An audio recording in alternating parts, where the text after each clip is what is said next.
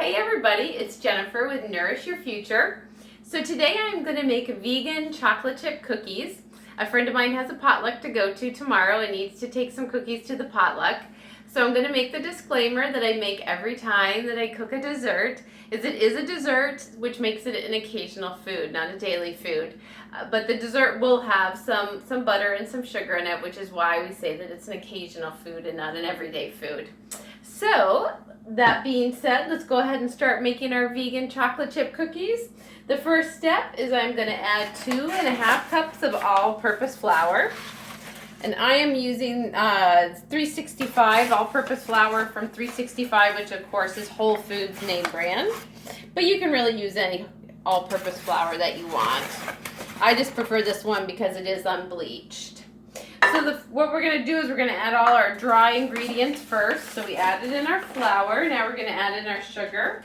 We're going to do 2/3 of a cup of white sugar. So I'm using, again, 365 brand organic pure cane sugar.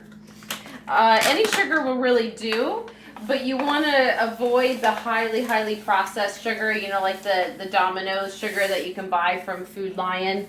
That stuff is pretty highly processed. And I tend to avoid those. And a lot of those sugars actually aren't even vegan because they're processed using animal bones. So, and then I'm using some light brown sugar. We're also going to do 2/3 of a cup of light brown sugar. This is also the Whole Foods brand of sugar. Now that we have those two ingredients, I'm just going to wash my hands off after sticking them in the sugar. We're going to add now our baking soda and baking powder. So I'm going to do 1 teaspoon of each. Let me grab a teaspoon real quick.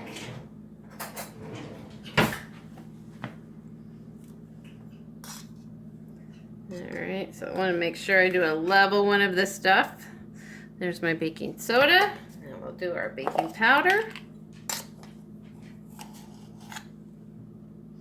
And then I want to do just a 1/2 teaspoon of salt.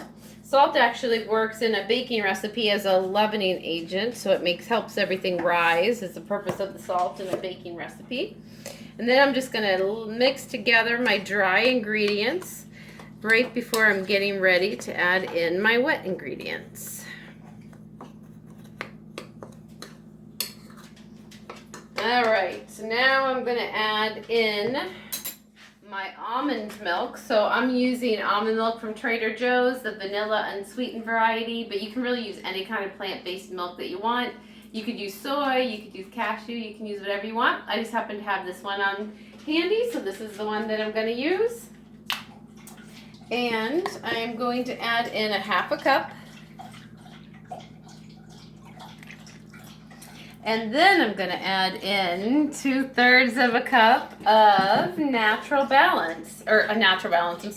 Balance. So I'm going to make sure I measure this one pretty accurately. If anybody watches my cooking videos, you know that I'm not always the most accurate of chefs. A lot of times I just kind of throw things in there. But when it comes to baking recipes, I try to be a little bit more accurate because baking is a little bit more of a fine science. And I actually might end up running out of my butter here before I have enough, but I can substitute in a little bit of coconut oil. So I'm going to grab a little bit of coconut oil and substitute that in. Alright, so I've microwaved some of the coconut oil so that I can use that just to kind of top off what I need. I only needed a little bit of coconut oil, but I want to make sure that I'm accurate with my recipe. So the next step is I'm going to use 2 teaspoons of vanilla, and then I'm going to get out my beaters and I'm going to mix the whole recipe. There's 1, and I'm using the Trader Joe's Pure Bourbon Vanilla Extract. And there's 2. I really like vanilla in baked recipes. It gives it a nice flavor. So now I'm going to get out my beaters. So everybody close their ears because this is going to get loud.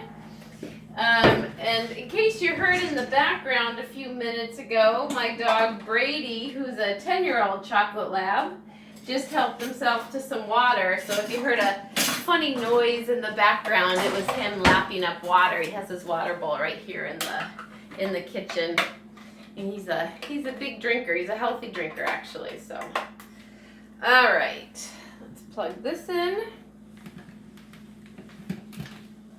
And we're just going to beat just long enough for everything to be mixed, but we don't want to overmix. I'm using the lowest setting here so that my ingredients don't go all over the place.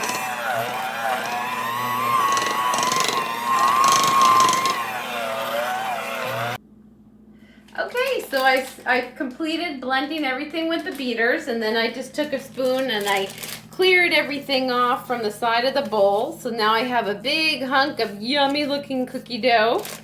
And then the next step is I'm just going to open up my chocolate chips, and I'm using Trader Joe's semi-sweet chocolate chips. These are vegan. So Trader Joe's has two types of chocolate chips. One is not vegan and one is, so make sure that you get the semi-sweet chocolate chips that come with like the red coloring. I think the non-vegan ones might have like an orange coloring. So I just throw the whole package in there, and just using a handheld spoon, I'm gonna just mix all my chocolate chips in. And then once it's well mixed, I am ready to start baking. These are going to be super yummy and super chocolatey chocolate chips. Chocolate chip cookies, I should say. Okay, it's time to start baking. We have the oven preset at 350. I have my baking tray here, and I'm using some parchment paper so I don't have to oil my tray. And I'm going to use my spoon and just basically spoon out a teaspoon of cookie dough on the sheet. And that's all that goes into it, really. Get that chocolate chip in there. And then once I get my tray filled up, they will be ready to go into the oven. Got one more to scoop out. And as I mentioned earlier, I'm using parchment paper. I really prefer to use parchment paper because then I don't have to spray the bottom of the pan. That cuts down a little bit on the oil, even though there is already some oil in the recipe.